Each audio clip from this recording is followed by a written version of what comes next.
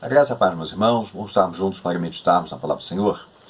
Eu gostaria de ler um texto com você que se encontra no livro de 2 Reis, capítulo 4, do verso 1 ao verso 7, que nos fala a respeito de uma viúva que havia contraído uma dívida mediante o seu marido e o credor queria levar os seus 2 filhos para serem levados como escravos até que a dívida fosse paga.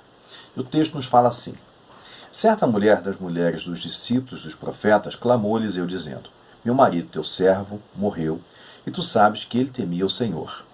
É chegado o credor para levar os meus 2 filhos para eles serem escravos. Eliseu lhe perguntou: que te hei de fazer? Dize-me, o que tens em casa? Ela respondeu: tua serva não tem nada em casa, senão uma botija de azeite.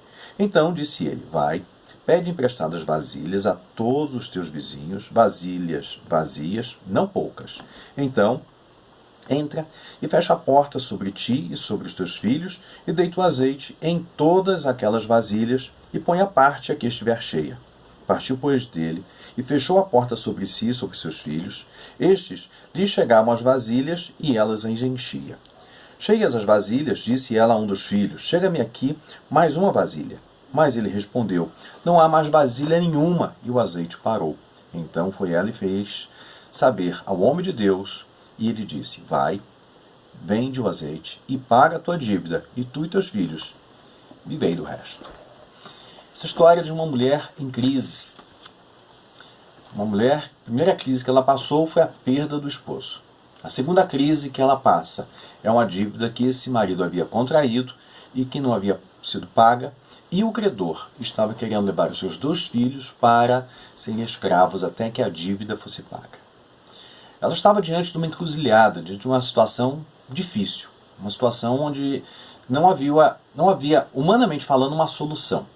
Ela não tinha recursos, ela não tinha pessoas que certamente poderiam ajudá-la, e então ela recorre ao profeta para que este venha lhe ajudar. E ela diz que este homem, o seu marido, que havia falecido, era temente ao Senhor. Então a primeira coisa que nós temos que observar é que, diante de tudo que a vida nos oferece, uma coisa nós temos que ter consciência, de que as crises, elas são inevitáveis. Elas podem ser grandes, médias ou pequenas. Ou pode ser pequenas, médias e grandes. Mas nada indica que uma crise ela não possa se agravar mediante uma situação ruim. Essa mulher passou pela primeira crise, a morte do marido. Ela passou pela segunda crise, que era a perda dos filhos. Aliás, nós poderíamos dizer, ela passou pela primeira crise, teve que pegar um dinheiro emprestado. Passou pela segunda crise, a morte do marido. E passou pela terceira crise, o credor querendo levar os seus filhos para serem levados como escravos até que a dívida fosse paga. Então ninguém está livre de crises, ninguém está livre do problema. Ninguém está livre de que a situação se agrave, se torne pior, se torne crítica, ao ponto de nós não termos nenhuma solução humana para resolver aquele problema. Então, nós temos que parar de romantizar a vida e achar que por sermos crentes em Jesus, que nós estamos livres dos problemas, que todos os nossos problemas terão soluções imediatas. Muitas vezes, a nossa fé é colocada à prova mediante a crise. Não adianta falar de fé quando tudo vai bem. Não adianta falar de que o Senhor supre nossas necessidades quando eu estou com dinheiro no banco ou quando eu estou com minha despensa farta, cheia.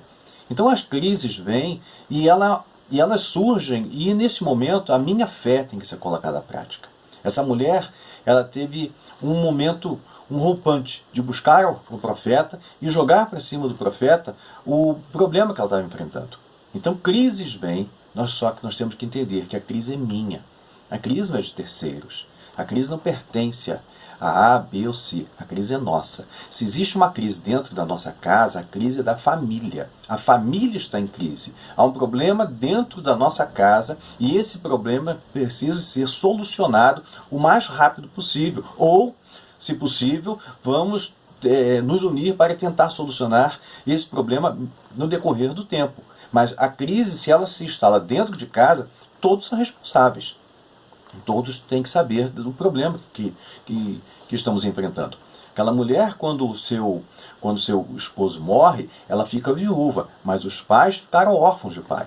Os filhos, melhor dizendo. Os filhos ficaram órfãos do seu pai. Então a crise veio, então todos de alguma forma sofreram. Quando a dívida não foi paga, todos também estavam sofrendo, padecendo mediante aquela dívida.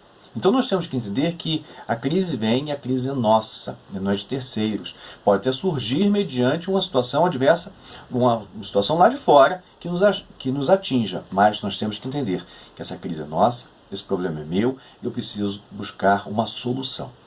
Amém? Uma outra coisa que nós temos que entender em relação a isto é que nós não podemos terceirizar a fé.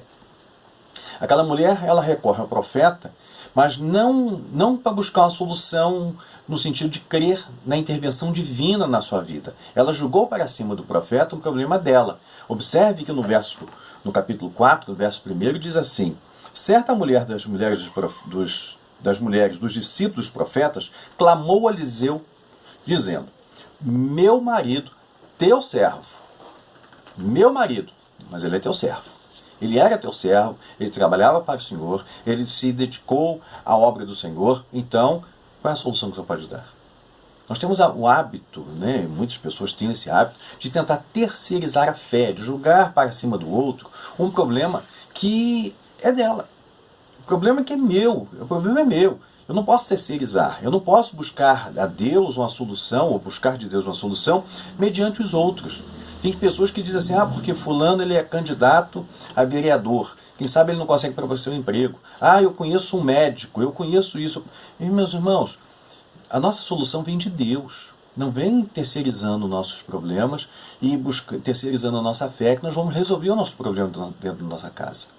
Nós temos que buscar diretamente ao Senhor.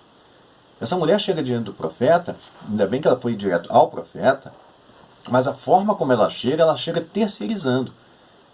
Meu marido, teu servo, que teme a Deus, deixou uma dívida. E foi isso que ela falou.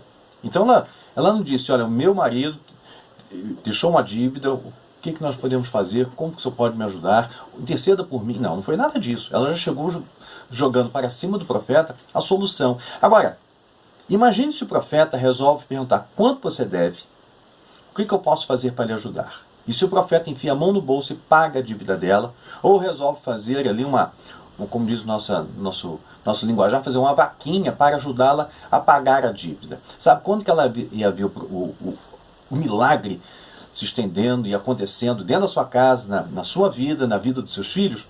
Nunca. Muitas vezes nós temos sido pedra de tropeço para que muitas pessoas vivam do milagre, vivam um milagre na sua vida, vivam um milagre na sua casa. Nós sabemos que alguém está passando por uma crise e a gente quer correr para solucionar o problema dessa pessoa. Nós estamos querendo correr para ser o suporte dessa pessoa.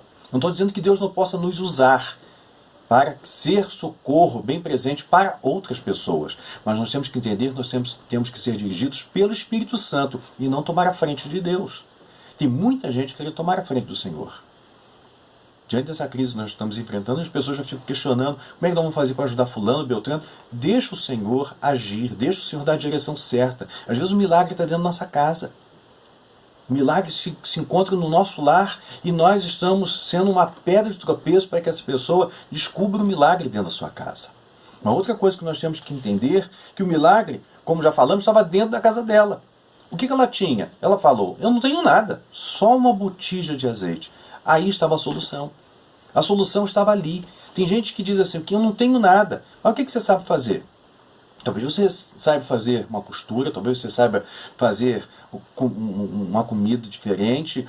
Muitas vezes, irmãos, a solução está dentro do nosso lar. Nós podemos vender alguma coisa que temos, se for preciso. A solução está dentro da nossa casa. Nós temos que fechar a porta e orar, e buscar a Deus a direção. Quem sabe o problema pode ser solucionado dentro da nossa casa sem que a gente saiba. Talvez você esteja com algo a mais que precisa ser cortado. Na hora, por exemplo, da crise financeira, nós temos que cortar aquilo que é supérfluo. Eu sei que é ruim cortar as coisas. Tirar, por exemplo, a TV a cabo que nós temos, ou muitas vezes tem que tirar uma internet, um celular, se for preciso, cortar de um ou outro, tirar um telefone fixo, deixar certo tipo de comida de lado e ter que comer uma comida mais simples, mas de alguma forma nós temos que nos ajustar à situação e procurar uma solução dentro da nossa casa. Antes nós saímos para buscar solução do lado de fora. Tem muita gente que está buscando solução em terceiros e não em Deus. O milagre está dentro da nossa casa, nós não sabemos. É igual a história daquele homem que ele trabalhava numa multinacional, tinha um cargo alto nessa multinacional, mas perde o emprego. Como acontece com todo mundo. Perdeu o seu emprego e botou currículo em várias outras firmas e até ser chamado ou não, a situação foi se agravando, o tempo foi passando. Moral da história: a despensa já começou a ficar vazia, a geladeira ficou vazia, e ele chega para a esposa e pergunta: o que nós temos aí? Eu falo: não temos quase nada. O que tem no congelador ainda? Eu falei assim: olha, tem um pouco de bacalhau. Então ele teve uma brilhante ideia: faça bolinhos de bacalhau. E ela fez. E ele falou assim: eu vou sair e vou vender na praia. A gente mora perto da praia. E ele sai, quase uma hora depois ele retorna e ele havia vendido tudo. Só que ele não retorna para casa com o dinheiro. Ele retorna para casa com mais bacalhau, faz mais bolinhos e com isso ele foi arrecadando dinheiro, conseguiu driblar a situação adversa que ele estava enfrentando naquele momento, até que, pela misericórdia e graça do Senhor, uma porta se abriu e ele conseguiu o trabalho. Mas o que ajudou naquele momento de crise, naquele momento difícil, foi aquele momento que ele teve aquele estalo, como diz aí, e foi procurar uma solução. E ele descobriu que dentro da casa dele havia a solução. Quem sabe está dentro a solução está dentro da sua casa, do milagre que você precisa e que você tanto busca do Senhor. Uma outra coisa que nós temos que entender, que nós devemos, em todo tempo, entender que o Senhor, Ele supre todas as nossas necessidades. Quando ela chega para Eliseu e mostra o milagre, fala do milagre, Eliseu diz: vai, vende tudo, paga a sua dívida e vivei do resto. Isso quer dizer que nós podemos buscar e crer que o Senhor vai suprir as nossas necessidades. E quando eu falo que Deus vai suprir nossas necessidades, e quando eu disse que nós podemos buscar em Deus, não quer dizer que nós não podemos ter uma ajuda de terceiros na nossa vida. Não é isso que eu quis dizer. Eu vou até me corrigir aqui, caso você tenha entendido errado. Eu quero dizer para você que muitas vezes a nossa solução não vem de terceiro, não vai vir, vem de Deus, sempre, vai vir de Deus. Se Deus vai usar terceiros, vai usar. Ele usou, por exemplo, o profeta, porque ali não era o profeta, não era um homem de Deus, era a boca de Deus direcionando aquela mulher e ela foi obediente à palavra. Meus irmãos, às vezes deixamos de receber a bênção do Senhor porque nós não somos obedientes ao que Ele está dizendo. Nós tentamos usar da lógica para entender o milagre. O milagre não tem explicação, é milagre, por isso que é milagre. Aquela mulher, ela não discutiu com o profeta, ela fez o que ele mandou. E qual foi a ordem dele? Vai, pega vasilhas vazias, não poucas com seus vizinhos, vasilhas emprestadas, ou seja, já tinha que devolver. Então nós temos que entender que Deus pode usar terceiros, pessoas de fora, para ser um meio de dar solução ao nosso problema, mas dirigidos pelo Espírito Santo, dirigidos pela palavra, em obediência à palavra. Quando Jesus transformou a água em vinho, ele deu uma ordem para os servos: enchei as talhas com água. Eles poderiam questionar: mas está faltando vinho, está faltando água.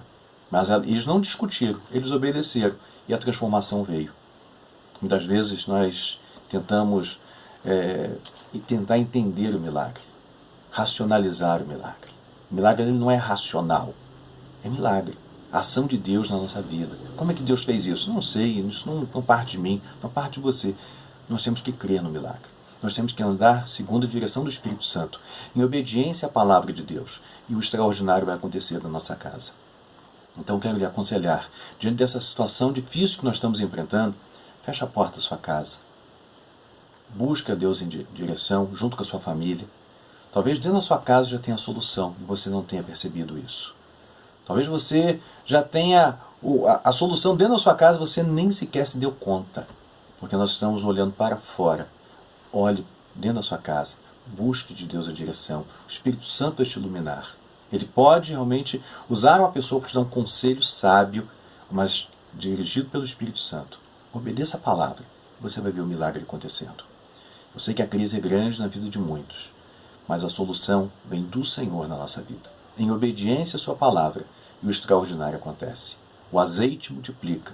O azeite simboliza o Espírito Santo. O Espírito Santo estava dentro da casa dela e ela não tinha se dado conta. O extraordinário estava ali e ela não tinha percebido. Mas em obediência à palavra, o milagre aconteceu. Que Deus possa abençoar a sua casa. Operar um grande milagre dentro do seu lar. Porque a crise é real. a situação é difícil. Não podemos terceirizar a fé, mas podemos buscar de Deus uma solução. E algo maior vai acontecer. Creia nessa palavra. Creia na palavra do Senhor. Creia nas promessas do Senhor. E viva o milagre a cada dia. Amém? Que Deus te abençoe. Que Deus renove sobre a sua vida a alegria, a paz e, acima de tudo, que a sua fé seja renovada também. Amém? Que Deus te abençoe.